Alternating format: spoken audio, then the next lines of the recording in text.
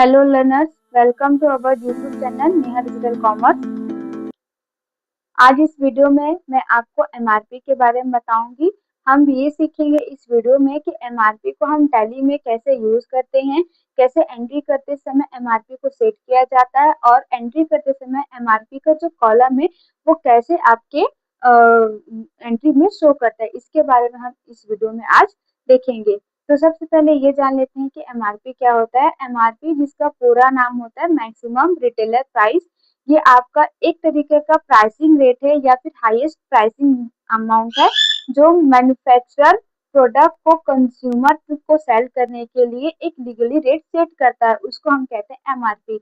MRP के अंतर्गत जितने भी आपके टैक्सेस है, चाहे वो जीएसटी हो या फिर अदर टाइप के टैक्सेस हो, वो सारे आपके इंक्लूड होकर आपके रेट जो है वो बनते हैं। तो हम इस वीडियो में आज यही सीखेंगे कि एमआरपी को हम कैसे सेट करते हैं। इसके लिए मैंने दो क्वेश्चन प्रिपेयर किया है, जिसमें एक परचेज का क्वेश्चन है और एक आपका सेल्स का क्वेश्चन है। एक चीज हमेशा ध्यान रखिएगा कि परचेज करते समय कभी भी एमआरपी का यूज नहीं किया जाता। हाँ, सेल्स करते समय एमआरपी का यूज किया जाता है। जैसे यहाँ पर देखिए, परचेज के जो क्वेश्चन है उसमें आपका आइटम, क्वांटिटी और रेट है, और सेल्स का जो क्वेश्चन है उसमें आपका आइटम, क्वांटिटी और एमआरपी है। तो ये दोनों जो क्वेश्चन है वो दोनों का एंट्री में आपको सिखाऊंगी, जिससे आपको क्लियर हो जाएगा कि एमआरपी को हम कैसे इम्प्लीमेंट करते हैं। सो लेट्स स्टार्ट, हम शुरू करते हैं। एमआरपी के लिए मैंने यहाँ पर एक फ्रेश कंपनी बनाया हुआ है। अगर आप सीखने के पर्पज से करें तो आप भी एक न्यू कंपनी बनाकर सीख सकते हैं, और अगर आपके पास पहले से एग्जिस्टिंग कंपनी है या फिर पहले से सिलेक्टेड कंपनी है तो उसमें आप इस प्रोसेस को फॉलो कर सकते हैं। देखिए, मैंने जो क्वेश्चन दिया था उसमें दो क्वेश्चन था, एक परचेज का और एक सेल्स का, जिसके अकॉर्डिंग मेरे को वाउचर्स में जाकर एंट्री करना है। तो सबसे पहले मैं जाती हूँ वाउचर्स में, फर्स्ट एंट्री करती हूँ मैं F9 में।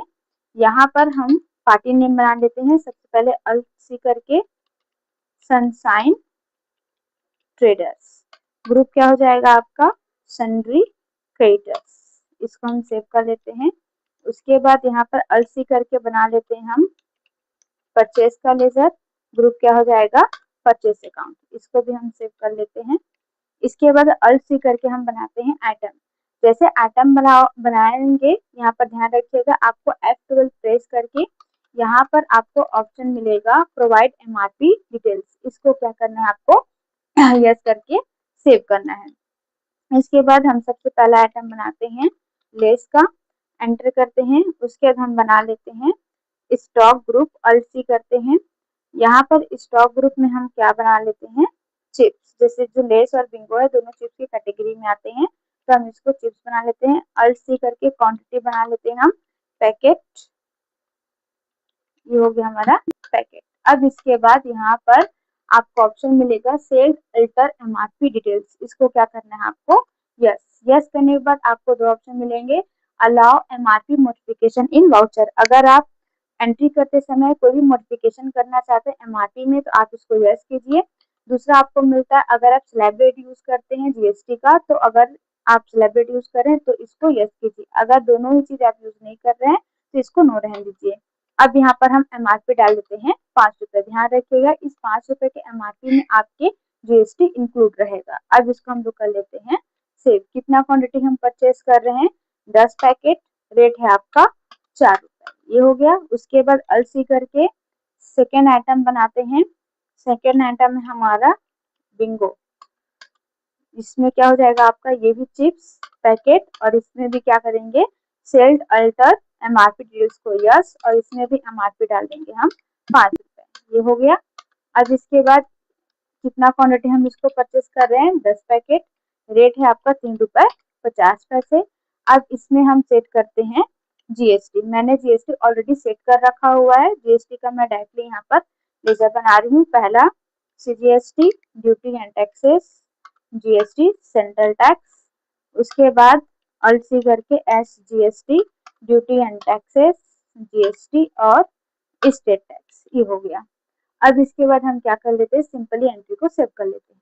अब इसके बाद हम सेकेंड एंट्री करते हैं। सेकेंड एंट्री हमको करना है F8 में, सेल्स में। यहाँ पर हम पार्टी नेम बना लेते हैं अल्ट से करके मोहन। ये हो जाएगा आपका सन्ड्री डेबिटर्स। अब इसके बाद हम बना लेते हैं सेल्स का लेजर, ग्रुप हो जाएगा आपका सेल्स अकाउंट।